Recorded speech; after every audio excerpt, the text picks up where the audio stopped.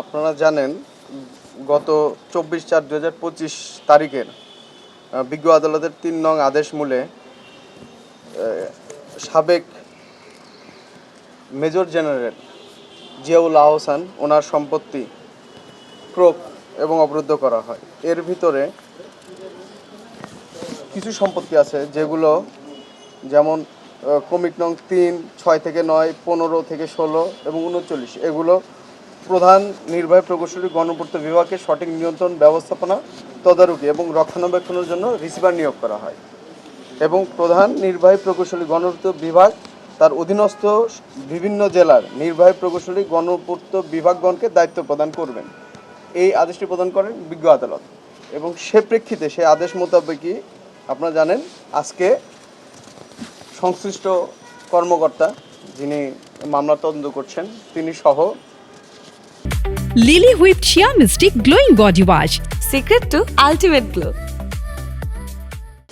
এই 8 তলা যে ভবনটি আছে এই ভবনটি রিসিভারকে সঠিকভাবে বুঝিয়ে দেওয়ার জন্য আজকে দুই থেকে একটি টিম গেছে এবং তারা সেখানে কি কি বিষয়গুলো আছে অর্থাৎ যেই বিষয়গুলো আছে ওখানে সেগুলো তারা ওখানে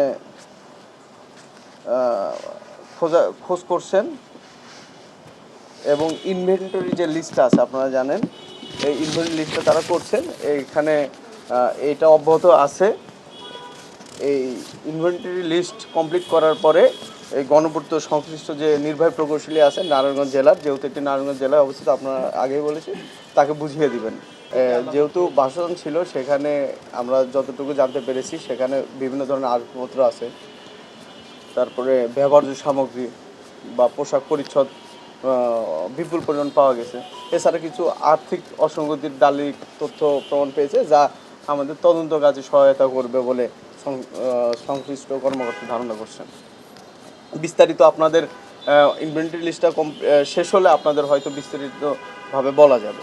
বিজ্ঞ আদালতের আদেশে আমাদের দুদকের পরিচালক সম্পদ ব্যবস্থাপনা ইউনিটকে সাবেক ভূমিমন্ত্রী সাইফুজ্জামানের যে দুটি অবরুদ্ধ ফ্ল্যাট ছিল তার রিসিভার নিয়োগ করা হয়েছিল আপনারা জানেন এবং সেই হিসেবে গতকাল থেকে আজ পর্যন্ত আমাদের সংশ্লিষ্ট কর্মকর্তা এবং সংশ্লিষ্ট সকল আর কি যেখানে নির্বাহী ম্যাজিস্ট্রেট উপস্থিত ছিলেন এই সব কিছু মিলে তারা যে রিসিভারকে সঠিকভাবে বুঝিয়ে দেওয়ার জন্য এখানে ইনভেন্টরি যে লিস্টটা আছে অর্থাৎ সকল সরঞ্জামাদি ব্যবহার্য জিনিসপত্র যা যা থাকে সব কিছুই তারা ওখানে সম্পন্ন করেছেন এবং এগুলো সম্পদ ব্যবস্থাপনা ইউনিটের পরিচালক ওনাকে রিসিভার হিসাবে যেহেতু নিয়োগ করেছে ওনাকে বুঝিয়ে দিচ্ছে। আচ্ছা, এগুলো সংশ্লিষ্ট যে রক্ষণাবেক্ষণের জন্য যাকে রিসিভার নিয়োগ করা হয়েছে তিনি আদালতের আদেশক্রমে এগুলোর ব্যবস্থাপনা